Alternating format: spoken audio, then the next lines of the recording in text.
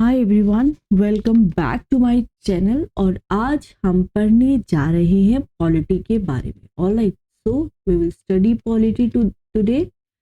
सबसे पहले बात करते हैं यूनियन एग्जीक्यूटिव की। क्या कंसिस्ट करते हैं? प्रेसिडेंट होते हैं, वाइस प्रेसिडेंट होते हैं, prime minister, council of ministers and attorney general of India. ठीक है, ये याद रहेगा। यूनियन एग्जीक्यूटिव में कौन कौन होता है? President, vice president, prime minister, council of ministers and attorney general of India. तो प्राइम मिनिस्टर जो है वो किसके हेड होते हैं? काउंसिल ऑफ मिनिस्टर्स के, राइट। और एक होते हैं अटॉर्नी जनरल ऑफ इंडिया। अब सबसे पहले बात कर लेते हैं हम प्रेसिडेंट की। तो देखिए, प्रेसिडेंट का जो इलेक्शन होता है, ये डायरेक्ट इलेक्शन नहीं होता है। ये क्या होता है? डायरेक्ट इलेक्शन नहीं होता है। कॉन्स्टिट्यूशन में कहीं भी नहीं लिखा है। कॉन्स्टिट्यूशन मेकर जो थे हमारी कंट्री के, तो उन्होंने बोला था कि प्रेसिडेंट का जो इलेक्शन है वो कैसा होना चाहिए? इनडायरेक्ट होना चाहिए। क्योंकि ऑलरेडी जब हम प्राइम मिनिस्टर को चूज करते हैं, लोकसभा के इलेक्शन होते हैं, तो ये बहुत ही जो ऑलरेडी इलेक्शन होते हैं, जैसे चीफ मिनिस्टर्स को सेलेक्ट चूज करने के लिए, प्राइम मिनिस्टर को, एमपी को, एमएलए को, तो वो ऑलरेडी इतना ज़्यादा इकोनॉमिक बर्डन दे देते हैं हमारे देश पे कि हमने ये ऑप्ट किया कि हम प्रेसिडेंट को इनडायरेक्टली इलेक्ट करेंगे और हम उनको इलेक्ट करेंगे प्रोपोर्शनल रिप्रेजेंटेशन से। इसका मतलब होता है proportional representation by means of single transferable vote. अब क्या होता है देख लीजिए। जो लोकसभा के जो इलेक्टेड मेंबर्स होते हैं, ठीक है, लोकसभा के इलेक्शन होते हैं। लोकसभा हम जानते हैं हर 5 साल बाद डिसॉल्व हो जाती है। तो उसी लोकसभा के जो इलेक्टेड मेंबर होते हैं, राज्यसभा के जो मेंबर होते हैं, और स्टेट लेजिस्लेटिव असेंबली, इसमें हम काउंसिल की बात नहीं कर रहे हैं, and elected members of the assemblies of the union territories of Delhi and Pondicherry, hence nominated members do not participate. सिर्फ इलेक्टेड मेंबर्स ही यहाँ पे पार्टिसिपेट करेंगे प्रेसिडेंट के इलेक्शन के लिए। ठीक है, कौन कौन? लोकसभा के मेंबर, राज्यसभा के मेंबर, स्टेट लेजिस्लेटिव असेंबली के मेंबर। इलेक्टेड मेंबर्स किसके? असेंबलीज के, जैसे आपके बहुत सारी यूनियन टेरिटरीज हो गई है ना, Delhi and Pondicherry, union territories of Delhi and Pondicherry. And nominated members do not participate. Only Supreme Court has the jurisdiction in case the election of a president is challenged. अब कई बार ऐसा होता है कि जो प्रेसिडेंट का जो इलेक्शन होता है उस पर सवाल खड़े हो जाते हैं, राइट, उसको चैलेंज करने लगते हैं लोग। तो जब उसका जो उसके लिए कोई भी अगर आपको क्वेश्चंस है माइंड में, जो उसको जो वोटर के माइंड में कोई इलेक्शन है, वोटर के माइंड में कोई क्वेश्चन है, तो वो कहाँ पे जा सकते हैं? सुप्रीम कोर्ट में उस इलेक्शन को चैलेंज कर देते हैं। Acts done by president before declaration of supreme court to disqualify her are not invalidated and continue to remain in force. जैसे कि अगर ये डिसाइड कर लेता है सुप्रीम कोर्ट की प्रेसिडेंट को रिमूव करना है, तो प्रेसिडेंट ने उस डिसीजन से पहले सुप्रीम कोर्ट के जितने भी एक्ट किए हैं वो इनवैलिड नहीं ठहराए जाएंगे, वो वैलिड होंगे and they will continue to be in force. Election of an individual to the president post can not be invalidated on the ground of incomplete electoral college.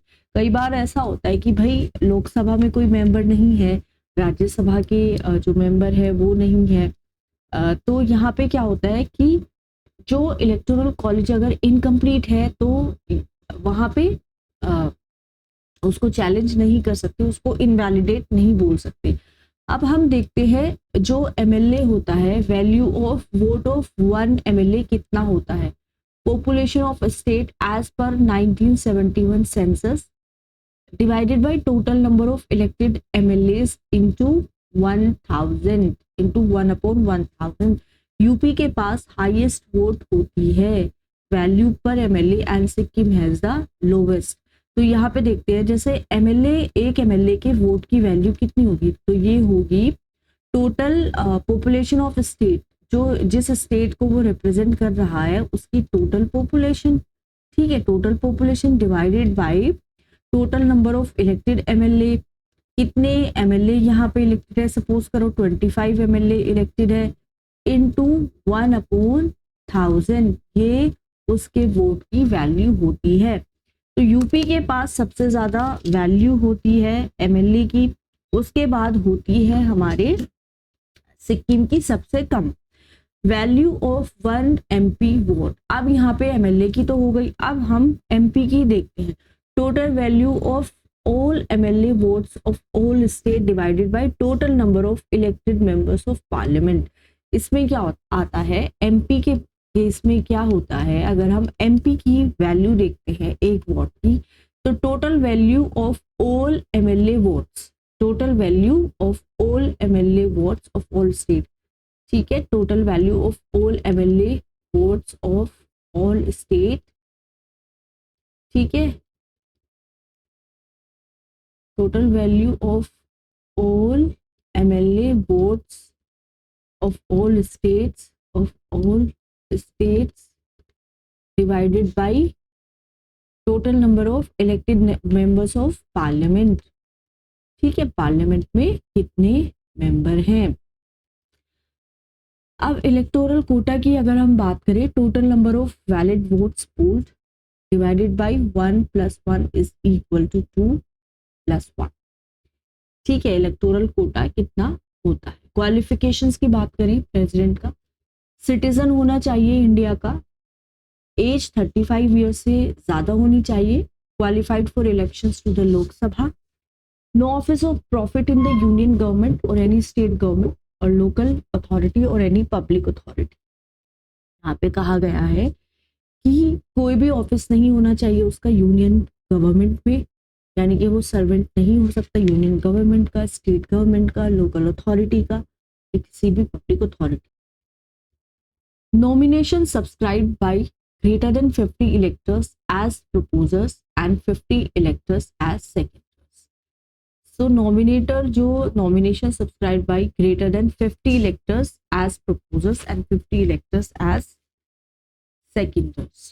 Immunities क्या क्या है, immunities है legal proceeding से for his official acts, अगर president ने कुछ भी मतलब उसके अगेंस्ट कोई लीगल प्रोसीडिंग लेनी है तो वो जब तक वो अपने ऑफिस में है उसके अगेंस्ट कोई भी लीगल प्रोसीडिंग नहीं ले सकते, क्रिमिनल प्रोसीडिंग भी नहीं ले सकते, even in respect of personal acts, can not be arrested और इम्प्रिजन्ड, ठीक है, immune from civil proceedings unless 2 month notice if given to start such proceeding, उसके अगेंस्ट सिविल प्रोसीडिंग भी नहीं ले सकते, और अगर ले सकते हैं तो कब ले सकते हैं, अनलेस जब तक उसको 2 महीने पहले उस चीज का नोटिस ना दे दिया। 5 साल के लिए चुना जाता है, resignation can be tender to vice president, ठीक है, अगर उसको अपना रेजिग्नेशन देना है, रिजाइन करना है तो वो वाइस प्रेसिडेंट को देगा। Can not be reelected any number of times, removal only by impeachment, continues in office before next president takes office. Removal या इम्पीचमेंट देखते हैं कैसे होता है प्रेसिडेंट का। So removal only by process of impeachment और violation of the constitution, अगर constitution का वायलेशन किया है प्रेसिडेंट ने उसको तभी रिमूव कर सकते हैं। Constitution does not define this, constitution ने में इस चीज को डिफाइन ही नहीं किया गया है। ओके, सो यहाँ पे क्या होता है कि charges can be initiated by either house of parliament, कोई भी हाउस उसके अगेंस्ट चार्जेस को इनिशिएट कर सकता है। 1/4 मेंबर जो है हाउस के उनको चार्ज को साइन करना है अगर प्रेसिडेंट को इम्पीच करना है, and 14 days notice serve to the president, और प्रेसिडेंट को 14 days का नोटिस भेजना जरूरी है। उसके बाद इम्पीचमेंट रेजोल्यूशन को पास किया जाता है majority of the 2/3 of total membership of the house and goes to the next house, ठीक है। तो charges can be initiated by either house of the parliament, कोई भी जो हाउस है पार्लियामेंट का उसको क्या कर सकता है, इनिशिएट कर सकता है चार्ज को, एंड 1/4 मेंबर को ये साइन करना है। उसके बाद अगर इसको पास करना है तो रेजोल्यूशन 2/3 मेंबर जो है वो उसको क्या करेंगे, पास करेंगे रेजोल्यूशन। और फिर ये नेक्स्ट हाउस में जाता है, ये इन्वेस्टिगेट करता है चार्जेस को, जहाँ पे प्रेसिडेंट के पास right to appear and be represented. अगर दूसरा हाउस पास करता है resolution by 2/3 of the total membership, president stand impeach. Note करने की बात क्या है वो ये है कि जो नॉमिनेटेड मेंबर्स हैं हाउस के पार्टिसिपेट कर सकते हैं इम्पीचमेंट में, and only house of parliament participate in the process. Elected members of the Legislative Assembly of the state, Union Territories of Delhi and Pondicherry do not participate in the impeachment of the president, right? Though they participate in his election. Election में participate कर रहे हैं, but impeachment में अगर हम देखें तो सिर्फ जो MP है, member of parliament है, वो ही यहाँ पे क्या कर रहे हैं, participate करते हैं।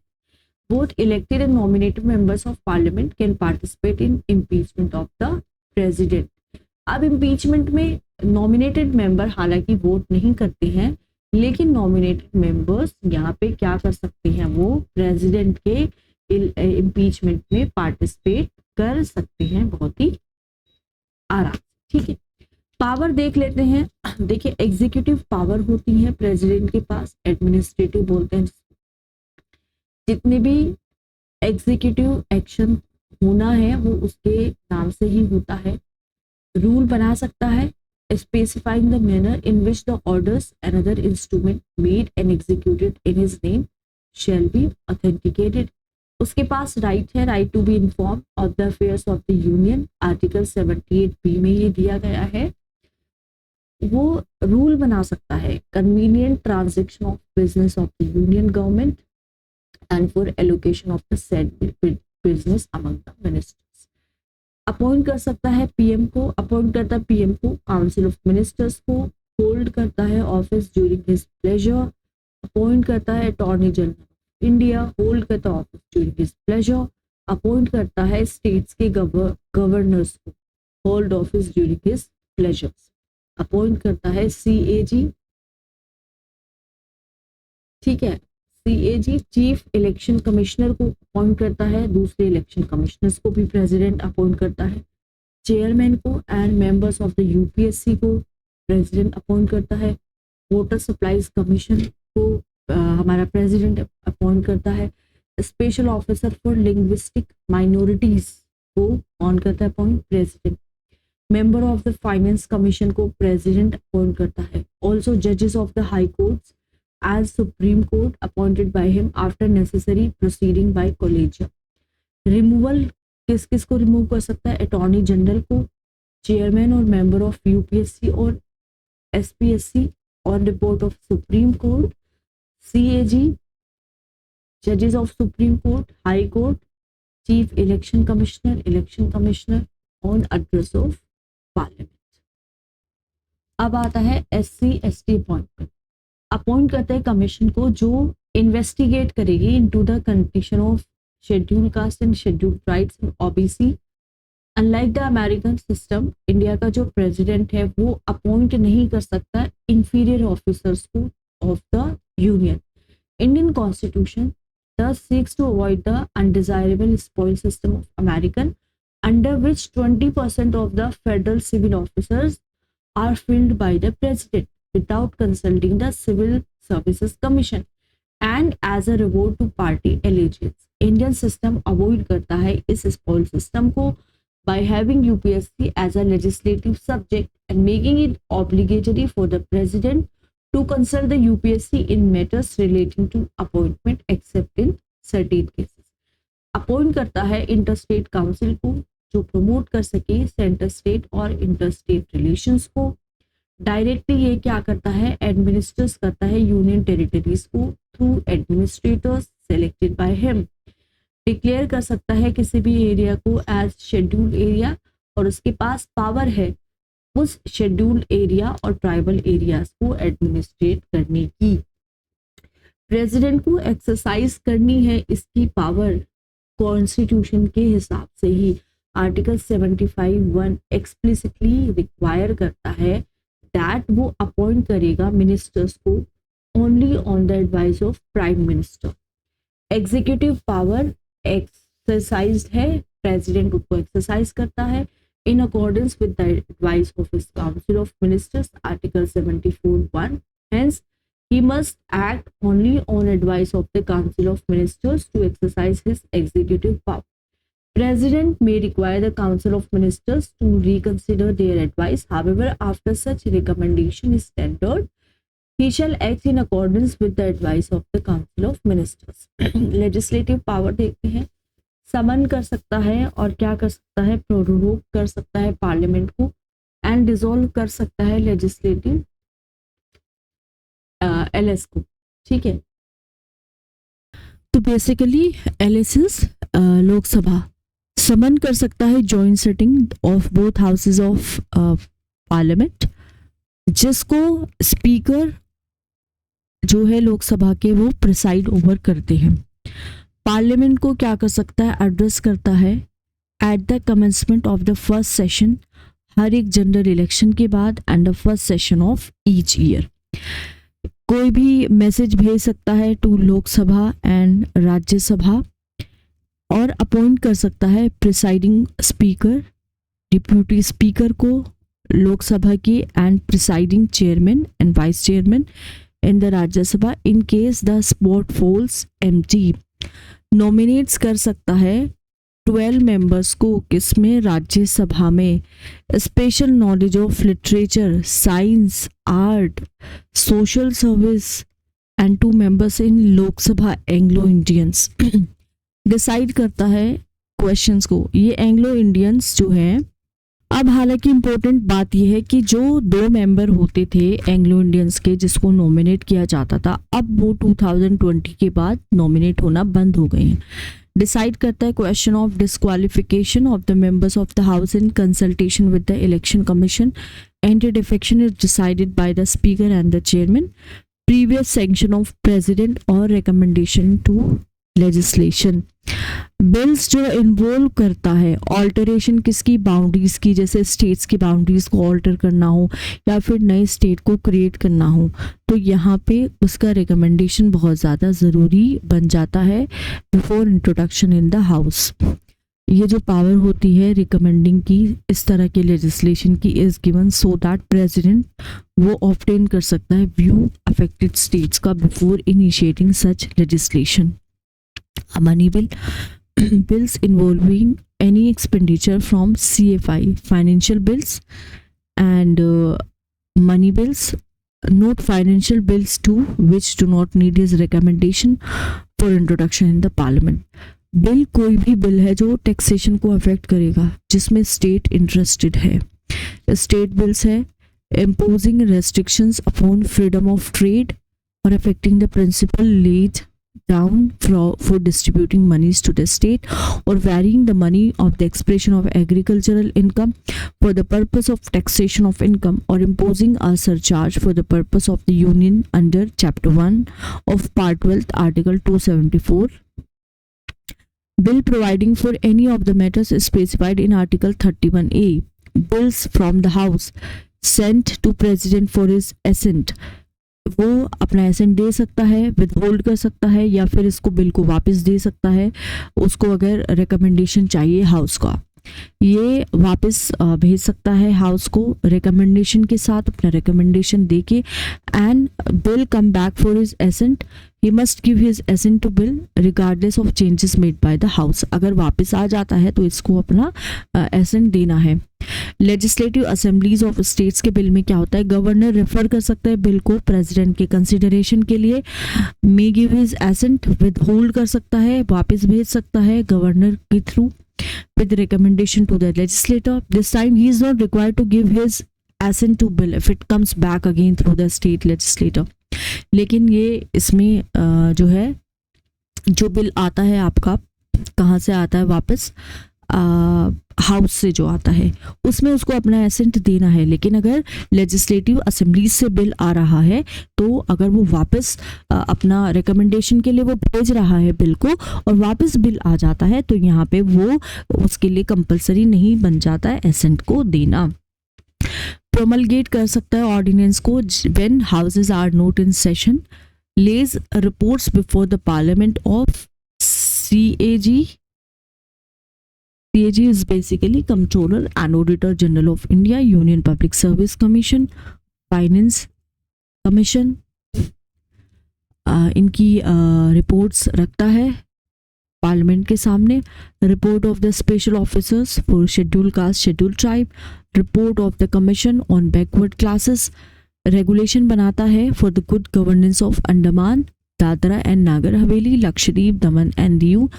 Same in case of Pondicherry, but only when legislator is dissolved. Pondicherry में वो तभी बनाता है रेगुलेशंस जब वहाँ का लेजिस्लेटर डिसॉल्व हो जाता है.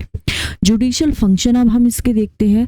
चीफ जस्टिस ऑफ इंडिया को अपॉइंट करता है, सुप्रीम कोर्ट के जजेस को अपॉइंट करता है, हाई कोर्ट के जजेस को अपॉइंट करता है, लेकिन उसको गवर्नर का कंसल्टेशन उसके लिए मस्ट हो जाता है.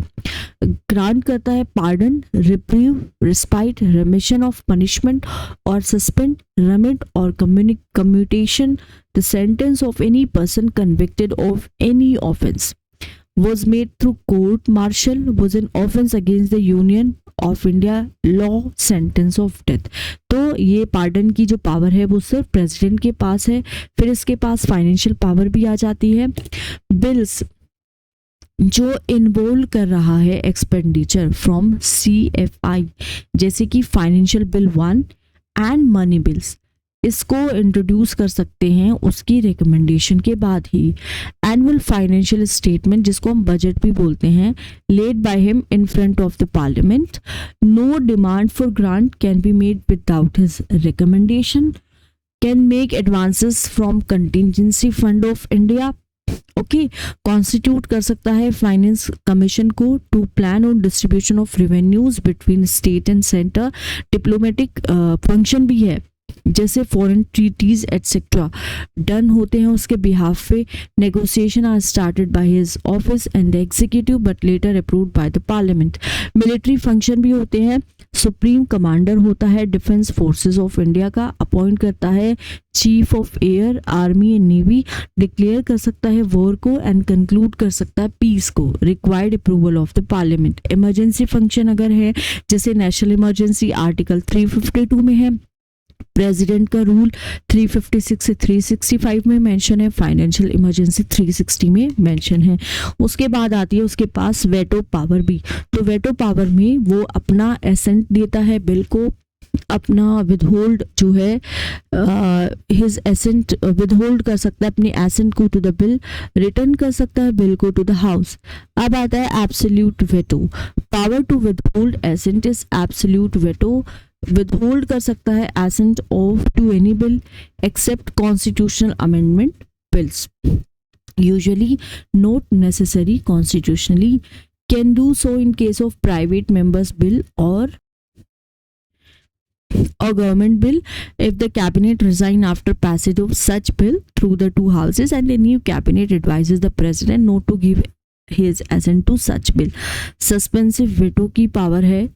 वेटो की एक्सरसाइज जब वो when he returns the bill for consideration of the parliament, अगर वो वापस आता है तो उसको अपना एसेंट देना है बिल को उसके पास. लेकिन मनी बिल को लेके सस्पेंसिव वेटो की पावर नहीं है. पॉकेट वेटो क्या कहता है, neither ratifies nor rejects nor returns the bill. ये होता है पॉकेट वेटो.